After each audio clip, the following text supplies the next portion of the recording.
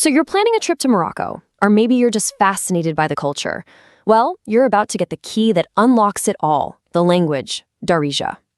We're going to skip the dense grammar books and jump right into the phrases you'll actually use, the ones that help you connect with people from the very first hello. Look, this isn't some boring language lesson. Think of it as your own personal conversation toolkit. Seriously, in the next few minutes, you're going to have everything you need to go from a simple greeting to a real, genuine interaction. So let's get you ready for that first conversation.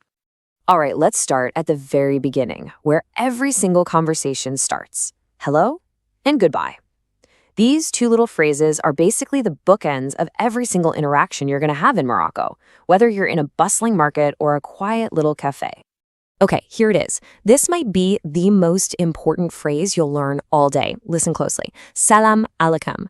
You will hear this everywhere. It's your go-to greeting for pretty much any situation. And, it's so much more than just hello. It's a real sign of respect. It literally translates to peace be upon you, and you can really feel that warmth and sincerity when you say it. So whether you're greeting a shopkeeper, getting into a taxi, or being welcomed into someone's home, this is the perfect, respectful way to begin. So you've said hello, you've had a nice chat, and now it's time to leave. The perfect, friendly way to say farewell is this. Baslama. It's warm, it's super common, and honestly, it's just as important as your greeting. And get this. Bislama means with peace. I just love that because it perfectly mirrors the greeting. You start by wishing someone peace with salam alaikum, and then you leave by wishing them peace with bislama. There's this beautiful symmetry to it, isn't there? Okay, so you've opened the door with a friendly greeting, but now what? How do you actually step through it? Well, the next step in any good conversation is moving past the hellos and actually, getting to know someone. A really fantastic way to get a real conversation going is to show that you're genuinely curious about the other person. And a great question for that is this one. شنو كايدر؟ This is just a friendly, casual way of asking, what do you do? It's a great conversation starter, but just a heads up, they'll probably ask you the same thing right back. So, how do you answer that? Thankfully, the answer is super, super simple. It all starts with just one word. Ana. Which simply means I am. So you could say something like, Ana ustad, which means I am a teacher. Or you could tell them where you're from. Ana min Iraq. I am from Iraq. See, it's that simple. With that one little word, ana, you can instantly share something important about who you are.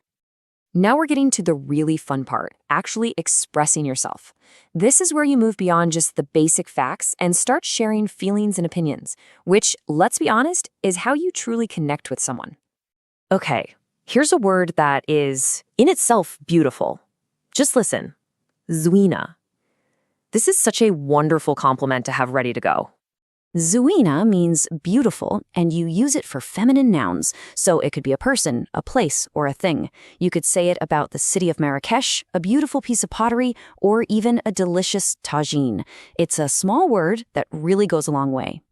And of course, what's one of the most universal topics of conversation on the planet? The weather.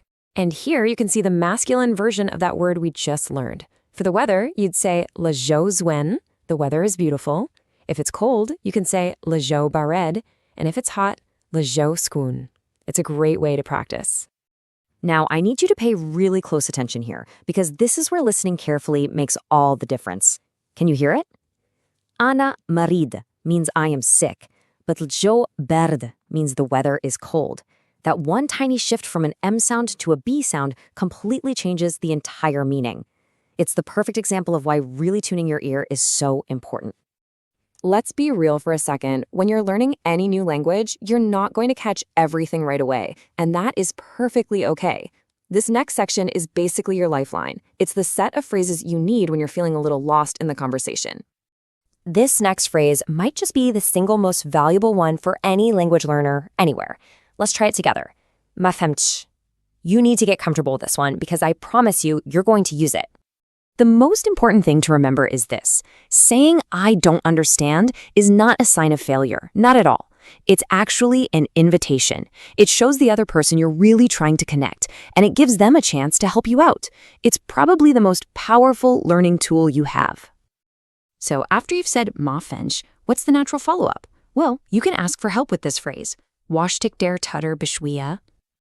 And right here, this is your secret weapon for navigating any tricky conversation. It's a simple 1-2 punch. Step 1. You signal you're lost with mafhemench. Step 2. You ask them to slow it down with washtik der tutter bishwiya. This simple combo keeps you in control and shows you're really making an effort.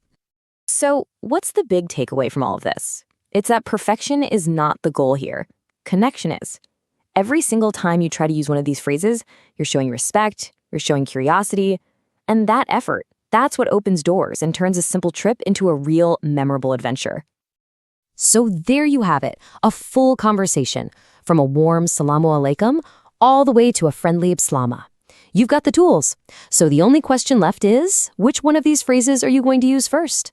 Thanks so much for watching, and bslama!